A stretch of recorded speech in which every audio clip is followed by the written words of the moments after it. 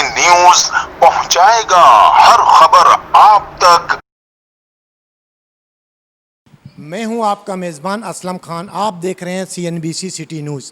इस वक्त मेरे साथ मौजूद हैं पटनी कम्युनिटी से ताल्लुक़ रखने वाले सिद्दीक पटनी इनका नाम है।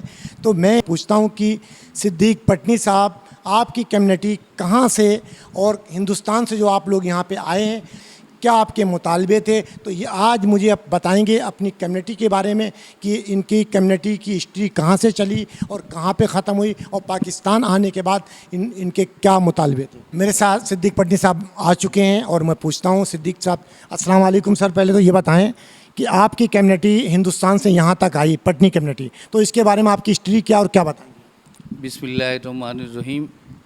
सबसे पहले आपके चैनल का बहुत बहुत शुक्रिया। जूनागढ़ रियासत गुजरात के काठियावाड़ रीजन में वाक़ है। ये 3,500 मुरब्बा मील पर फैली हुई खूबसूरत सरसब्ज़ जो शादाब रियासत, जिसका एक बड़ा हिस्सा बेर अरब से जा मिलता है। 1748 में इसकी बुनियाद मुगलिया जनरलों ने, जो अपने आप को बाबी कहलाते थे, उन्होंने रखी। जब हिंदुस्तान के बंटवारे का फैसला किया गया तो बरतानवी हुकूमत ने 262 प्रिंसली रियासतों और राजवाड़ों को ये ऑप्शन दिया कि चाहे तो वो पाकिस्तान और चाहे तो भारत के साथ अपना इलाक़ कर सकते हैं, और चाहे तो वो अपनी आज़ाद खुद मुख्तार रियासत कायम कर सकते हैं। उस वक्त के दीवान शाहनवाज़ भुट्टो, जो हमारे जुल्फ़िकार अली भुट्टो के वालिद और बेनज़ीर के दादा थे, उन्होंने नवाब ऑफ जूनागढ़ महाबत खान जी के साथ बाहिमी सलाह और मशवरे से कायदे आज़म से मुलाकातों के बाद रियासत जूनागढ़ का पाकिस्तान के साथ इलाक़ का ऐलान कर दिया। इलाक़ कर दिया, उसके बाद फिर क्या मुतालबे थे? आज तक कहाँ तक, कैसे आपकी ये गुफ्तगू चली? लेकिन ऐसा तो नहीं हो रहा कि आप लोगों को हिंदुस्तान का वीज़ा जाते मिल जाता है, ऐसा तो आज तक नहीं हुआ। तो ये क्या, इसके बारे में थोड़ा सा करेंगे? जी, बड़ा अच्छा सवाल किया आपने। जब नवाब जूनागढ़ ने पाकिस्तान से इलाक़ का ऐलान किया तो ये हिंदुस्तान हुकूमत को नागवार गुज़रा। वो ये चाहते थे कि जूनागढ़ हिंदुस्तान के साथ ही रहे, क्योंकि इसका ज़मीनी 3 हिस्सा जो है वो इंडिया के साथ लगता था और एक हिस्सा समुंदर के साथ लगता था, जो हमारे कराची से तकरीबन 430 या 480 माइल के दूरी पर था। तो उनका यही ख्याल था कि ये रियासत जो जूनागढ़ है वो हिंदुस्तान के साथ ही रहेगी। इस सिलसिले में इन्होंने नवाब पर भी काफ़ी दबाव बढ़ाए रखा, समझे। लेकिन नवाब जूनागढ़ ने पाकिस्तान के साथ ही अपने इलाक़ का ऐलान किया और उसी पर वो कायम रहे। ये ऐलान सुनते ही हिंदुओं ने साजिशों का सिलसिला शुरू कर दिया और वल्लभ भाई पटेल की साजिशों की वजह से हिंदुस्तान ने 9 नवंबर 1947 को जूनागढ़ पर हमला करके अपनी नाजायज़ हुकूमत कायम कर ली और उसके साथ ही एक आर्जी हुकूमत बना दी, जिसका सरबरा समलदास गांधी को बना दिया। ये समलदास गांधी महात्मा गांधी का भतीजा था। अच्छा, वहाँ से जब आप लोग यहाँ पे आए तो बड़ी मुश्किल का सामना भी करना पड़ा होगा। यहाँ पे फिर आप लोगों के साथ कोई ताउन, कोई ज़मीन वहाँ की जो आई हुई, वो आप लोगों को मिली या नहीं मिली? जी, मैं इस तरफ भी आता हूँ, लेकिन मैं थोड़ी और वजाहत कर दूँ कि जब इन्होंने जूनागढ़ पर हमला करके उसको अपने कब्ज़े में ले लिया तो वहाँ पर खून खराबा काफ़ी शुरू हो गया।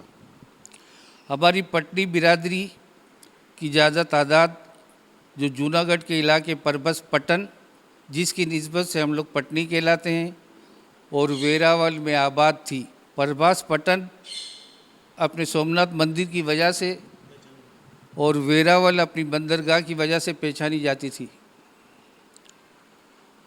और रियासत जूनागढ़ की मईशत का ज़्यादा दारोमदार भी इन्हीं पर था। जब ये अफरा तफरी मची तो बड़ी तादाद में लोग प्रभास पटन और वेरावल से हिजरत करके और इर्द गिर्द के करीबी इलाकों से भी जो पटनी आबाद थे बड़ी तादाद में पाकिस्तान आ गए। हमारे वालिद मोहतरम मरहूम हाजी मोहम्मद अब्दुर्रहमान सवार साहब जो प्रभास पटन समस्त पटनी मुस्लिम जमात के सदर भी थे, वो बताते थे कि रात के अंधेरे में हिंदू बलवाइयों ने हमारी बस्तियों पर, हमारे घरों और मकानों पर हमला कर दिया और हम खेतों में रात गुजारने पर मजबूर हो गए और वहाँ से फिर छुपते छुपाते किसी न किसी तरीके से लूटते लुटाते बड़ी तादाद में जानों की कुर्बानी देते हुए बॉम्बे आए और वहाँ से फिर पाकिस्तान आए। तो अब्बा हमारे बताते थे कि जो हमने तन पे कपड़ा पहना हुआ था इसके अलावा हमारे पास कुछ नहीं था, न रहने को घर थे, न खाने को अनाज मुयस्सर था। बेसरो सामानी के आलम में हम लूटे लुटाए कराची पहुँचे थे। जैसे कि आपने सवाल किया कि क्लेम की ज़मीनें ये वो, हमारे पास क्लेम की ज़मीनें तो दूर की बात, रहने को घर भी नहीं थे। हमने एक बड़ा लंबा अरसा सड़कों पर झुग्गियाँ डालकर गुजारा। हमारी जो बिरादरी जूनागढ़ से जो आई थी उसका कोई पुरसान हाल न था। आपने इल्हाक किया है पाकिस्तान के आपके नवाबों ने, तो उन्होंने कोई ऐसे मुतालबे नहीं रखे कि मैं आपसे इल्हाक कर रहा हूँ, जो मेरे लोग वहाँ पे जाएंगे भूखे प्यासे लुटे हुए, तो वो किस हाल से अपनी ज़िंदगी गुजारेंगे, क्या करेंगे वो? ऐसी कोई बात नहीं की क्या? नहीं, बिल्कुल। इन्होंने जब एग्रीमेंट किए थे नवाब के साथ, आज भी हमारे नवाब के साइन किए हुए और कायद आज़म के साइन किए हुए डॉक्यूमेंट हुकूमत पाकिस्तान के पास मौजूद है। लेकिन उस वक्त अफरा तफरी का आलम था। हमारे साथ तो ये हुआ था कि हमारी जो ज़मीन थी, जो रियासत थी, उस पर भी हिंदुओं ने कब्ज़ा कर लिया था। तो मसले मसाइल दूसरे भी बहुत थे। तो उस वक्त हुकूमत पाकिस्तान ने हमारी तरफ कोई ख़ास तवज्जो न दी और बस इसी तरह बेसरो सामानी के आलम में हम यहाँ पर आ गए। तो सिद्दीक भाई ये बताएं कि जब आपका बड़ों ने वहाँ पे इल्हाक किया और आप यहाँ पे आ गए, तो जब आपको पता था यहाँ पे हमारे साथ, तो इससे अच्छा आप हिंदुस्तान में सही नहीं थे, क्या कहेंगे आप? जी, हिंदुस्तान में भी तो जो हमारी रियासत थी जूनागढ़, वो तो पाकिस्तान ही बनी थी, 2 महीने पाकिस्तान रही। लेकिन यहाँ आने का मकसद भी यही था कि भाई एक इस्लामी रियासत में हम आ रहे हैं, समझे, और माशाल्लाह सारे मुसलमान होंगे, अपनी मर्ज़ी से इस्लामी तरीक़ों से ज़िंदगी गुजारेंगे। तो ये सोच कर हम आए। लेकिन यहाँ की हुकूमत ने, हम अपने घर बार हमने छोड़े, अपने अजदाद की कब्रों को छोड़ा, तो यहाँ आकर हुकूमत पाकिस्तान से जो हमें सपोर्ट मिलना चाहिए था वो ना मिला। अच्छा, अब आप यहाँ पे इतने साल हो गए, आपके बच्चे यहाँ बड़े हो गए, अब आपके आखिरी मुतालबे क्या हैं हुकूमत से? कि अब तो बहुत बड़ी कम्युनिटी आपकी हो गई पाकिस्तान में और बहुत बड़ा किरदार भी आपका पाकिस्तान बना है, अब आपके मुतालबे क्या हैं हुकूमत से, क्या कहेंगे? जी, अल्हम्दुलिल्लाह आइनी तौर पर रियासत जूनागढ़ पाकिस्तान का हिस्सा है और अब तो माशाल्लाह पाकिस्तान के नक्शे पर दोबारा जूनागढ़ को शामिल कर लिया गया है। पहले भी पाकिस्तान के नक्शे में जूनागढ़ था, लेकिन साजिशी अनासिरों ने पाकिस्तान के नक्शे से जूनागढ़ को निकलवा दिया। अब माशाल्लाह दोबारा पाकिस्तान के नक्शे में जूनागढ़ को शामिल कर लिया गया है। हमारा हुकूमत पाकिस्तान से, हम जूनागढ़ी, हम पटनी, ये मुतालबा करते हैं कि दुनिया के हर फोरम पर जहाँ कश्मीर का मसला उजागर किया जाता है, वहाँ पर कश्मीर के साथ साथ जूनागढ़ का भी मसला उजागर करें। और हम इंशाल्लाह ये उम्मीद रखते हैं कि कश्मीर के साथ जूनागढ़ भी बहुत जल्द आज़ाद हो जाएगा। इसके साथ ही हम पटनी, हम जूनागढ़ी हुकूमत वक्त से ये मुतालबा भी करते हैं कि सरकारी मुलाजमतों में और हाजियों की सीटों में और तालीमी इदारों के दाखिलों में जो हमारा कोटा था, जो ख़त्म कर दिया गया है, हम मुतालबा करते हैं कि इसको दोबारा बहाल किया जाए। अल्लाह पाकिस्तान का हामी और नासिर हो। पाकिस्तान जिंदाबाद, पाक फ़ौज पाइंदाबाद।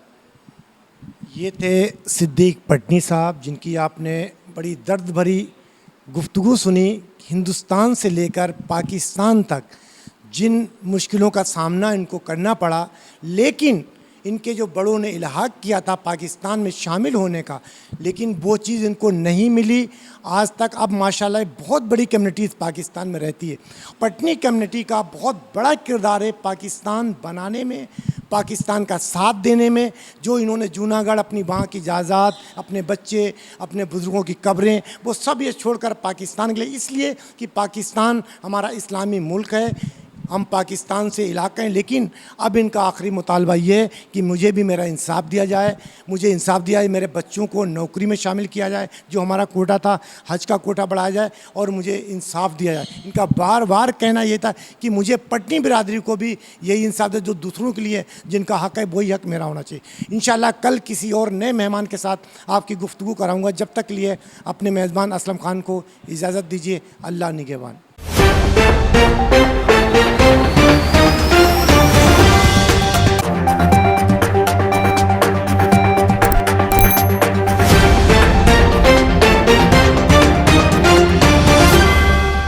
CNBC सिटी न्यूज़ पहुंचाएगा हर खबर आप तक।